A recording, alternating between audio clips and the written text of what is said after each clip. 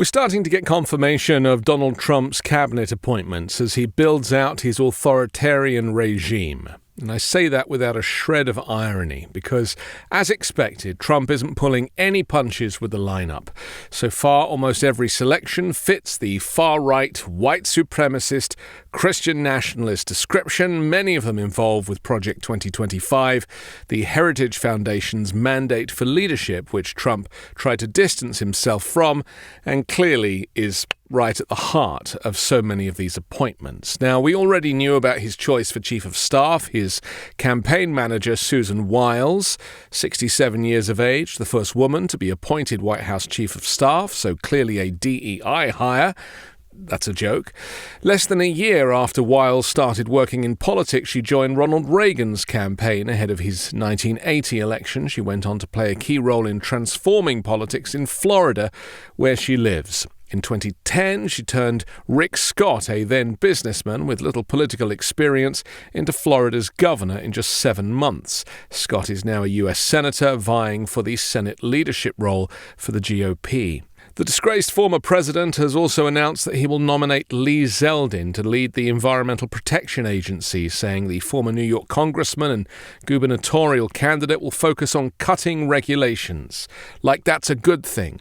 To cut regulations in the Environmental Protection Agency is to make us all less safe, from the water we drink to the air that our children breathe. Trump said Lee, with a very strong legal background, has been a true fighter for America First policies. Well, that kind of says everything, doesn't it? What is it about regulation that the Republicans are so against? I mean, would you fly in an aeroplane without regulations by the FAA? A long-time opponent of climate regulation, Zeldin will also maintain the highest environmental standards, including the cleanest air and water on the planet, Trump said.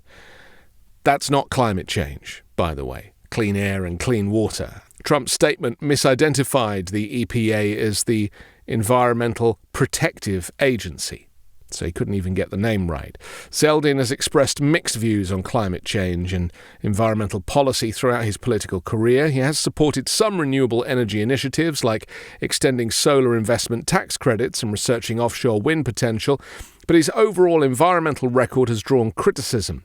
He frequently voted against the Clean Air Act while in Congress. He did not serve on committees overseeing environmental policy, and he has a lifetime score of 14% from the League of Conservation Voters, an environmental advocacy group. In the 2022 governor's race, Zeldin vowed to reverse a fracking ban imposed by Democrats. In an interview yesterday on Fox, Zeldin said he would seek to ensure the United States could pursue energy dominance, bring back American jobs to the auto industry, and so much more. Trump has also confirmed that New York Republican Congresswoman Elise Stefanik was appointed to serve as the U.S. ambassador to the United Nations under his administration. He said she will be an incredible ambassador to the United Nations, delivering peace through strength and America First national security policies. Notice how America First, which is basically in line with Project 2025, is on the lips of Donald Trump at every statement that he makes. Trump praised Stefanik's Harvard education and her early endorsement of his presidency. Of course, that's the least she could do to win an appointment like this. He also pointed to her efforts against anti-Semitism on college campuses amid the war on Gaza. Trump also appointed as his border czar Tom Homan, a former acting chief of immigration and customs enforcement, who played a role in instituting Trump's family separation policy. Homan was on Fox earlier today, where he made clear that he was prepared to pursue hardline immigration policies in the role in which he is tasked with securing U.S. borders. In his role as border czar, which incidentally is not an official title, that was a phrase that they used to claim that Kamala Harris was a border czar. She was never the border czar, so now by making him the border czar, people can draw direct comparisons between the two. And of course, this guy's coming along to deport literally millions of people. In his role, which does not require Senate confirmation, he'll be in charge of the southern and northern U.S. borders, as well as all maritime and aviation security. God help us. Speaking at the National Conservatism Conference in July, Homan told undocumented immigrants to wait till 2025, adding, if you're here illegally, you better be looking over your shoulder. Trump comes back in January, Homan said, and I'll be on his heels coming back, and I will run the biggest deportation operation this country's ever seen. Homan said Trump would designate Mexican cartels as terrorist organizations for their roles in getting fentanyl over the border, warning he's going to wipe you off the face of the earth. I just want to interrupt myself for a moment to ask you to support me and independent journalism by becoming an exclusive member of this YouTube channel. You'll receive members-only content, early access to videos, monthly live-streamed Q&As, and much more. It costs just $3 a month for membership, which goes towards helping me grow the channel and create factual, accurate news commentary for those who need it most. Right now, the failures of corporate-owned media and the spread of disinformation and far-right propaganda has made finding authentic news coverage in the US difficult. And with your help, we can have a greater reach, whilst democracy hangs by a thread and the threat of fascism is closer than ever. I'll do my best to put this honest analysis out every day, but I really need your help to do that. If you're watching on a computer, simply click Join directly below or click the Join link in the description to join the 5 Minute News YouTube channel. If you already have a Patreon account, please subscribe at patreon.com/5minutenews. Thank you. Trump has also named John Ratcliffe, who served as the Director of National Intelligence during his first term, as his pick for CIA Director, and William Joseph McGinley, who served as Cabinet Secretary in the first term, to serve as White House counsel. Trump has just announced Pete Hegseth as Secretary of Defense. Hegseth is a Fox News host, proof that Trump doesn't really do much other than watch Fox News and follow their lead. Trump has also confirmed he's chosen South Dakota Governor Kristi Noem to serve as the next Secretary of Homeland Security. Apparently, she will work closely with border czar Tom Homan to secure the border and will guarantee that American homeland is secure from our adversaries. I have known Kristi for years, said Donald Trump, and have worked with her on a wide variety of projects, and she'll be great as part of our mission to make America safe again.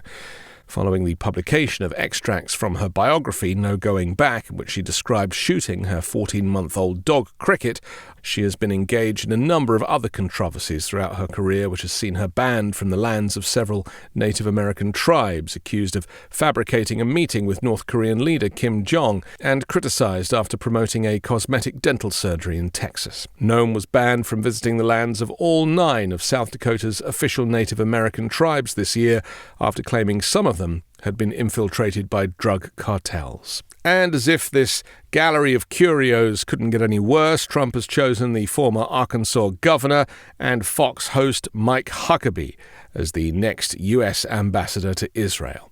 Huckabee has a track record of hardline, occasionally provocative pro-Israel rhetoric, and previously said that Israel has a rightful claim to the West Bank. Despite the territory being claimed by the Palestinians, Huckabee refuses to call the settlements by their name, insisting that they should be called communities or neighborhoods. He's also denied that the West Bank, seized by Israel from Jordan in the 1967 Six-Day War, is under military occupation.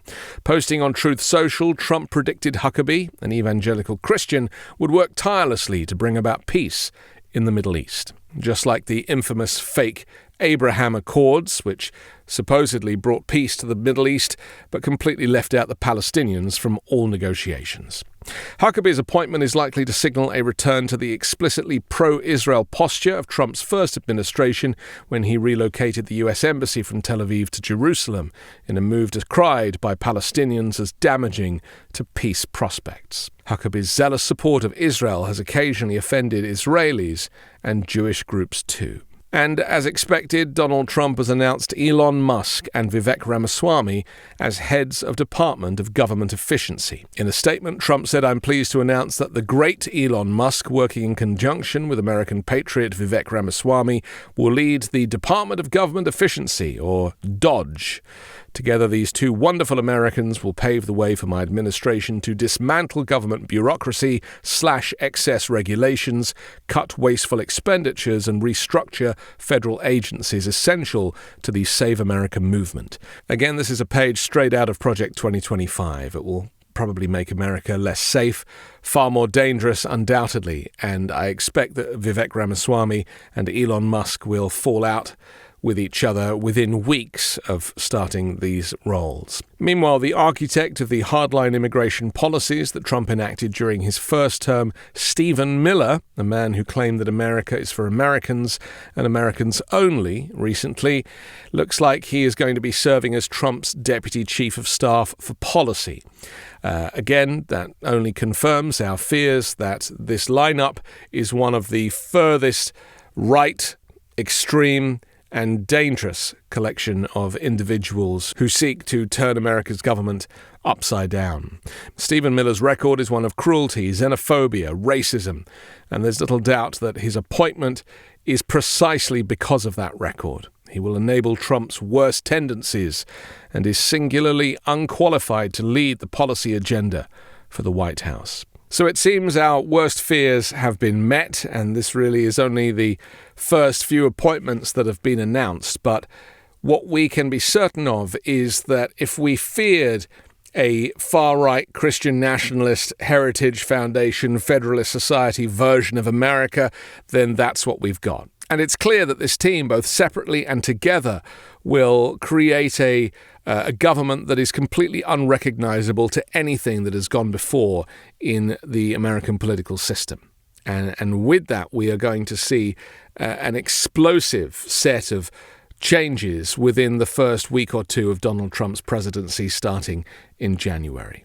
I'll keep you updated of further appointments as we continue to analyze this new direction and this new regime of American authoritarianism. I'm Anthony Davis. You can find me on the 5 Minute News YouTube channel and podcast on Wednesdays, co-hosting Uncovered, and on Sunday on The Weekend Show with Midas Touch.